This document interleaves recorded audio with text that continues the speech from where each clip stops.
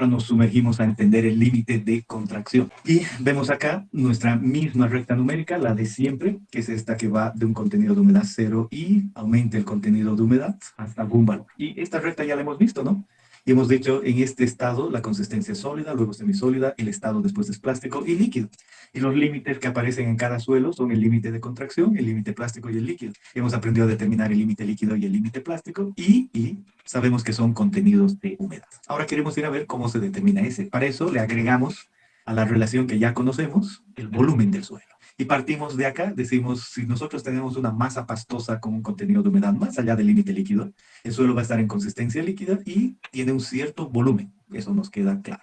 Parto de ahí y poco a poco voy a secar el suelo. Y cuando seque el suelo, entiendo que el volumen va disminuyendo y en algún momento pasa por el límite líquido, luego por el límite plástico, sigue secándose hasta que llega un momento en que ya no hay cambio de volumen y el volumen es constante. Ese es el paso de consistencia semisólida a consistencia sólida. Pero la clave aquí está que con este punto o en este punto se define el límite de contracción. Ya nos queda más claro por qué tiene este nombre, ¿verdad? ¿Por qué se llama límite de contracción? Porque extra de que haya este cambio es el límite del cambio de volumen. Y queremos nosotros averiguar cuál es ese contenido de humedad donde el suelo ya deja de contraerse. Ahí está. Entonces, entendido eso, vámonos al laboratorio, igual que siempre, con conceptos de qué se hace en laboratorio, cuál debe ser el material, este que está aquí. Dice, este se llama el recipiente de contracción.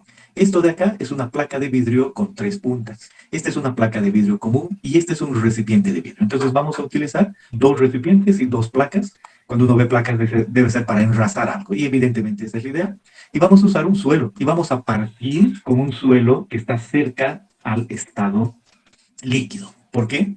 Porque nosotros en este concepto queremos partir de aquí en la consistencia líquida y secar el suelo hasta averiguar el límite de contracción. Entonces de ahí viene la idea de que le echemos agua a nuestro suelo, de que agarremos la espátula y de que la consistencia sea de mantequilla suave. Entonces no es que conocemos el contenido de humedad, pero nosotros decidimos poner la cantidad de agua necesaria para que tenga esa consistencia. Entonces agarramos nuestro recipiente metálico. Uno se compra todo esto y viene con ciertas dimensiones estándar, con como se ve ahí. ¿Y qué hacemos? En especial le ponemos un poco de vaselina. Ya vamos a entender por qué.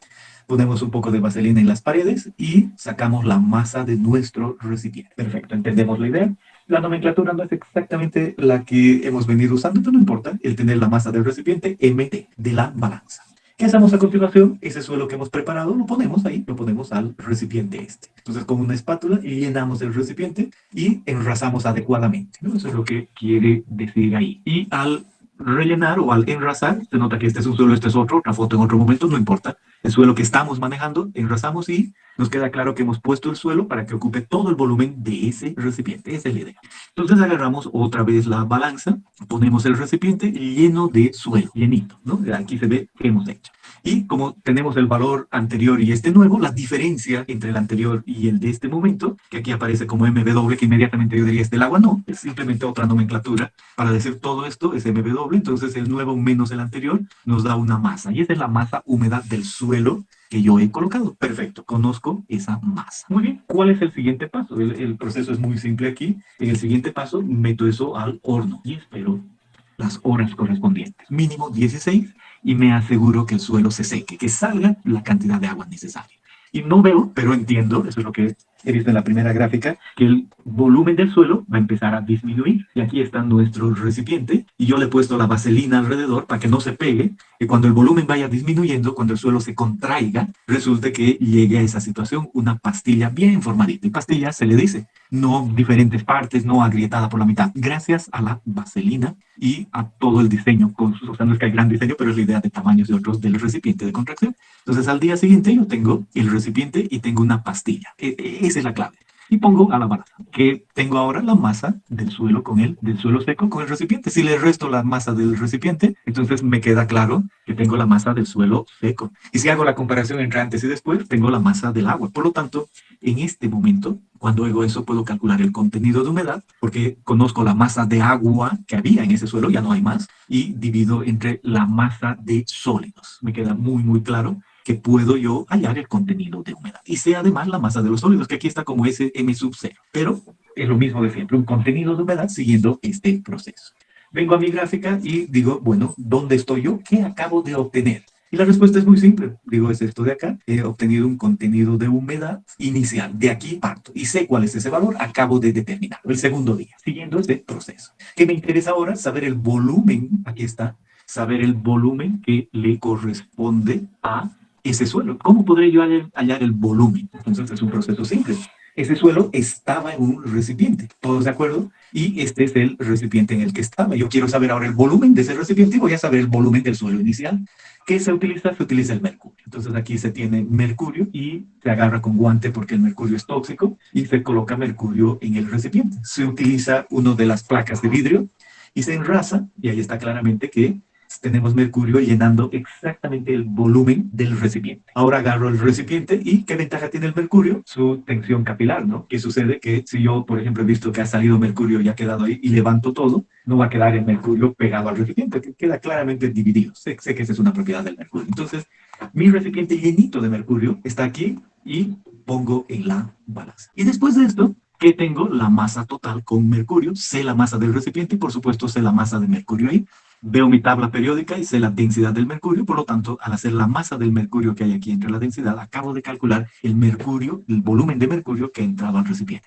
Pero el volumen de mercurio que entró al recipiente era el volumen inicial del suelo que estoy ensayando. Entonces, este proceso me lleva a conocer el volumen. En otras palabras, conozco el contenido de humedad inicial y conozco el volumen del suelo inicial. También sé, y eso es clave aquí, también sé que el contenido de humedad ahora va a ir disminuyendo, y ya ha disminuido, porque ya he puesto esa muestra al horno. Y en algún momento ha pasado al límite líquido, luego al límite plástico, y ha ido disminuyendo el volumen, y luego ha llegado al límite de contracción, en algún momento en la noche, en el día, no importa, algún momento y dependiendo del suelo, y en ese momento ya ha dejado de cambiar el volumen, y ha seguido bajando el contenido de humedad hasta aquí, y ahí hemos sacado la muestra del horno, y ahí hemos visto que no tenía agua y hemos determinado la masa de los sólidos ahí, en este momento, sin agua. Y cuando vemos nuestra pastilla, estamos viendo nosotros este volumen, que es el mismo de acá, pero estamos aquí, no estamos en el límite de contracción. Eso es clave de entender. Pero sí veo que hay esta situación. Muy bien. Lo que sí observo es que hay un cierto cambio de contenido de humedad hasta donde yo necesito. No es hasta el final, porque al final le llego a cero. Hay algún valor aquí que tengo que hallar. ¿Cómo será ese cambio asociado con esto? Entonces, este cambio de cantidad de agua está asociada con el volumen que hay ahí. En otras palabras, si yo logro averiguar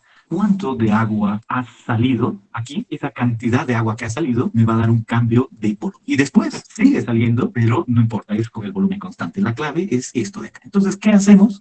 Decimos, en primer lugar, voy a calcular el volumen final aquí. Si conozco el volumen inicial, ya está calculado, y conozco el volumen final, aquí va a haber un cambio de volumen asociado con la cantidad de agua que ha salido hasta aquí. Y después ha seguido saliendo, pero no importa, hasta aquí hay una cierta cantidad de agua. Entonces me dedico a ver el cambio de volumen y veo el volumen final. Ese es el propósito. Para ver el volumen final de la muestra, preparo y agarro el otro cilindro, este cilindro que es de vidrio, y otra vez utilizo el mercurio. Y lleno el cilindro con mercurio, ahí está, y luego enraso. Entonces sale el mercurio, se nota claramente, levanto eso bien enrasado, y mi cilindro, mi recipiente de vidrio, lo pongo en la balanza y me dice, ahí está la masa de mi recipiente lleno de mercurio. O sea, además de la masa del recipiente, sé la masa exacta del mercurio que hay ahí llenando ese recipiente. ¿De qué me sirve eso?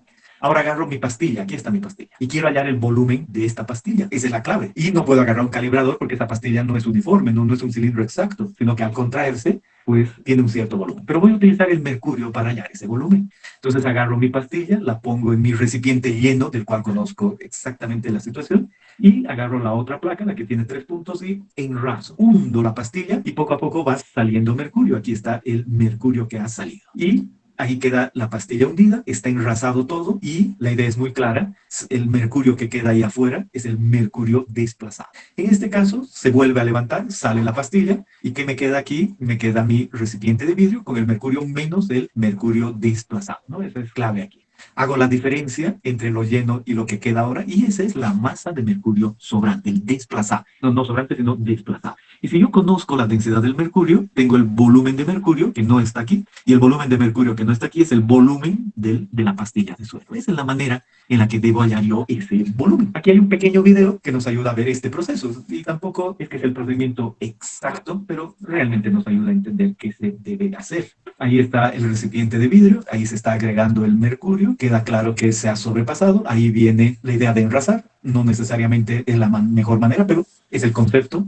Entonces ahí queda enrasado y el mercurio ocupa el volumen. Ahora miren cuando se levanta cómo queda el frasco libre de mercurio alrededor. Ahí está la pastilla, entonces ahí va la pastilla sobre el mercurio y la otra placa. Y lo propio, no se fijen que ustedes mismos no hagan eso en esa posición, pero el fondo es ese, ¿no? El laboratorio mismo requiere ciertas destrezas, pero el concepto es ese que estamos viendo ahí, que se enrasa y con el suelo dentro. Por lo tanto, lo desplazado es obligatoriamente el volumen del suelo. Y las propiedades del mercurio son clarísimas en cuanto a tensión, hace toda la separación. Ahora miren acá qué es posible hacer. Se podría pesar y obtener la diferencia, ¿verdad? Es lo que hemos visto. Pero también se puede pesar directamente lo desplazado. Ahí está el recipiente y lo desplazado es lo que viene ahora. No necesita hacer la diferencia. Entonces, sea como sea, y siempre hay que fijarse la norma que nos pide. Aquí el concepto es muy simple. Ese es el volumen, la masa del mercurio desplazado. Y conociendo la densidad del mercurio, tenemos exactamente el volumen del suelo final. Esa es la manera de obtener el volumen del suelo final. Entonces ahora en esta gráfica, que es la misma que hemos venido mostrando todo el tiempo, marcamos que hemos hallado el contenido de humedad inicial, sabemos cuál es el volumen del suelo inicial y acabamos de hallar el volumen del suelo final. Eso nos queda muy, muy claro. Y el límite de contracción es el contenido de humedad inicial menos la cantidad de agua que salga hasta este punto. Entonces anotamos. El límite de contracción es el contenido de humedad menos el cambio de agua hasta ese punto de contenido de humedad. Entonces, ¿cuánto es este valor? Ya lo he calculado. Durante la realización del ensayo me ha quedado muy, muy claro cuál es ese contenido de humedad inicial. Y adicionalmente a aquello, pues, que debo ver este cambio. Y digo, cualquier cambio de contenido de agua, es un cambio en la masa de agua sobre la masa de los sólidos, porque el contenido de agua es masa de agua sobre la masa de los sólidos, y al hacer final menos inicial, la masa de los sólidos permanece la misma, cuando hemos llegado de aquí hasta aquí y después hasta allá, ha seguido siendo lo mismo.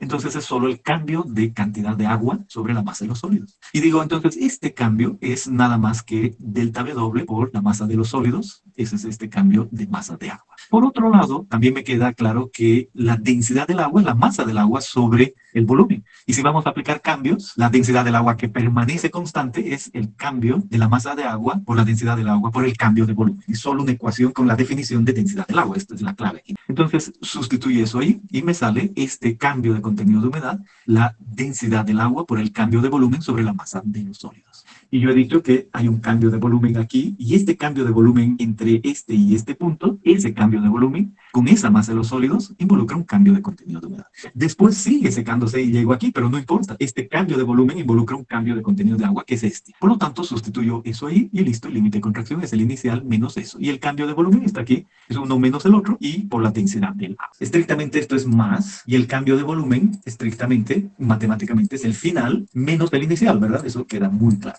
Y en este caso, siempre el volumen final va a ser menor al inicial, entonces ese valor es negativo. Como esto es negativo, en realidad al inicial se le resta el cambio de contenido de humedad. Pero ya con la idea de tomar absoluto, inicial menos final, ahí le puse un menos, pero matemáticamente es más, y este cambio es negativo por esto que estamos diciendo.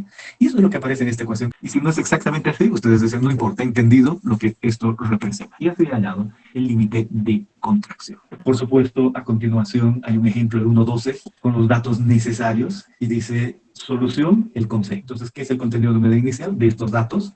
Calculo. ¿Y qué es el cambio de contenido de agua? Entendiendo esos datos, calculo, y ahí está la ecuación. Entonces, calculo uno, calculo el otro, y el límite de contracción sale 12.09.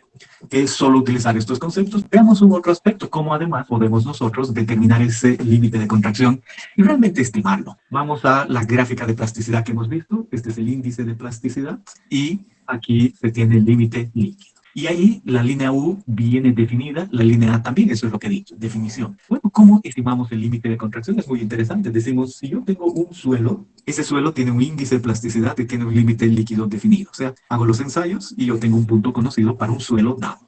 Y dos, esta línea U y línea A, yo sé que siempre son la misma y siempre se intersectan en el mismo punto. Ahí está. Conozco esos dos puntos. Uno es el suelo, y ese punto va a variar, por supuesto. Si el suelo tiene mayor índice de plasticidad o es otro, ese puede estar más abajo, más acá, más cerca, a cualquier punto, ¿no? En cualquier punto ahí. Y este siempre es el mismo. La intersección entre esas dos rectas, y aquí nos avisa esa intersección, se da en menos 43.5 para el límite líquido y menos 46.4 para el índice de plasticidad, la intersección conocida. Entonces, ¿cuál es el método de estimación? Es solo cuestión de unir esos dos puntos, esta intersección con eso, y unir dos puntos para formar una recta. Entonces, aquí está la recta que se ha formado, y ahí queda claro que la recta intersecta este eje. ¿Dónde intersecta? En un valor. se dice que este valor es la estimación, no es exactamente, es la estimación del valor del límite de contracción. Entonces, aparte del ensayo, se puede seguir este procedimiento para estimar el límite de contracción. Por supuesto, igual hay un ejercicio, el 1.13, que los ayuda a ver esto. Empieza diciendo primero el límite líquido, para que practiquen otra vez cómo se hace la regresión y todo aquello. Y después la idea de la línea U, y aquí se da la ecuación de la línea U. IP igual a 0,9 por límite líquido menos 8 y la línea, IP 0,73 límite líquido menos 20. Entonces, dos ecuaciones, y estas dos ecuaciones se intersectan en un punto. Eso quiere decir dos ecuaciones, dos incógnitas, por lo tanto se trabaja con eso y se obtienen estos dos puntos. Aquí tienen dos decimales, porque a eso estamos acostumbrados, de estas dos ecuaciones, entonces conocemos ese punto. Y nuestro suelo tiene un límite líquido y un índice de plasticidad dado, esos son los valores, entonces ahí está clarito, una recta por dos puntos. Aquí está la de siempre, ya no necesitamos ir a más detalle, ya saben que ven esto y dicen es una recta, y en esta recta me interesa hallar el valor de X para cuando el índice de plasticidad es 0, ese punto. Entonces, despejo X, sustituyo todo lo necesario, y en este caso el límite de contracción es 15.88. Listo, eso es todo, 15.88% el límite de contracción. Como información adicional, uno puede decir, también podría yo tener este molde, poner mi suelo ahí, esperar a que se seque y ver en una línea cuánto se ha secado, y determinar una contracción lineal del suelo, asociada solo con uno menos la longitud después del secado sobre la longitud inicial. Y esta es otra forma de ver la contracción, pero solo para decir que hay otras formas. Lo último es que hemos visto el límite líquido plástico y el de contracción, y hay valores típicos. Tomemos, por ejemplo, nuestra higuita, sabemos qué es eso. El límite líquido, valores típicos de 60 a 120, límite plástico de 35 a 60 y el límite de contracción de 15 a 16. Listo, ahí está, no hay problema. Típico y típico para otros, no hay que saber de memoria, hay valores típicos. Y ese es nuestro capítulo.